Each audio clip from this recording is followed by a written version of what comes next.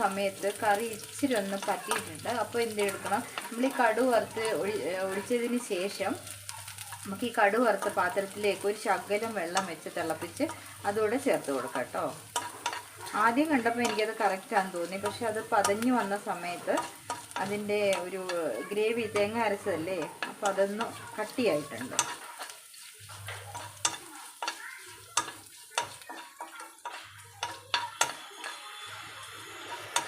അപ്പോൾ കടുക് പൊട്ടി, കരിവേപ്പില മൂത്തു, മുളക് മൂത്തു, ഉള്ളി ദേ മൂത്ത് വന്നുകൊണ്ടിരിക്കുന്നു. ഇനി ഇതിനെ നമുക്ക് നമ്മുടെ കറിയിലേക്ക് ഒഴിച്ചു കൊടുക്കാം.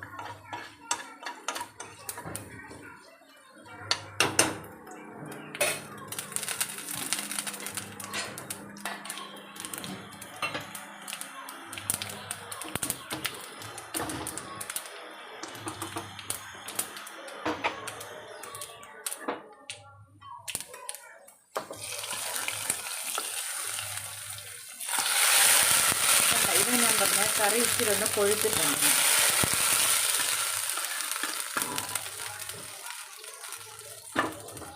അപ്പോൾ നമ്മൾ ഈ കടുക് വറുത്ത പാത്രത്തിലോട്ട് തന്നെ ഇച്ചിരി വെള്ളം ഒഴിച്ചു കൊടുത്ത് ഒന്ന് നല്ലോണം തിളപ്പിച്ചൊന്ന് ചേർത്ത് കൊടുക്കും.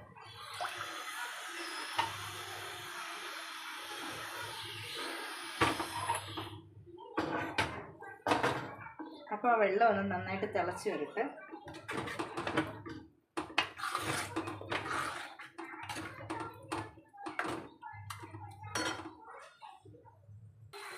അപ്പോൾ ഇതാ വെള്ളം നന്നായി തിളച്ചിട്ടുണ്ട്.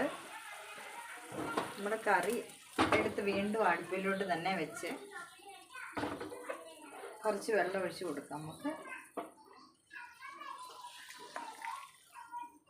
വീണ്ടും ഒരു തവി വെള്ളം കൂടെ ഒഴിച്ചിട്ടുണ്ട് ഞാൻ. ഇപ്പോൾ കറക്റ്റായിട്ടുണ്ട്. ഇനി ഒഴിച്ച് കഴിഞ്ഞാൽ കൂടും. അപ്പോൾ നമ്മുടെ തക്കാളിക്കറി റെഡി ആയിട്ടുണ്ട്. അപ്പോൾ എങ്ങനെയാണ് ഉണ്ടാക്കുന്നതെന്ന് എല്ലാവർക്കും മനസ്സിലായെന്ന് വിചാരിക്കുന്നു. അപ്പോൾ എങ്ങനെ കഷ്ണം അരിഞ്ഞാലും കുഴപ്പമില്ല എന്നല്ല, അരിയേണ്ട വിധത്തിൽ അരിയണം. ഇതിപ്പോൾ ഇച്ചിരി ഇങ്ങനെ ഒന്ന് അരിഞ്ഞ് ഞാൻ നോക്കിയതാണ്. അപ്പോൾ എല്ലാവരും ഈ തക്കാളിക്കറി ഒന്ന് ഉണ്ടാക്കി നോക്കുക, നല്ല രുചിയുണ്ട്. ഒരു ലേശം ഉപ്പ് കൂടെ ചേർക്കണം, കാരണം നമ്മളൊരു തവി വെള്ളം ഒഴിച്ചതല്ലേ.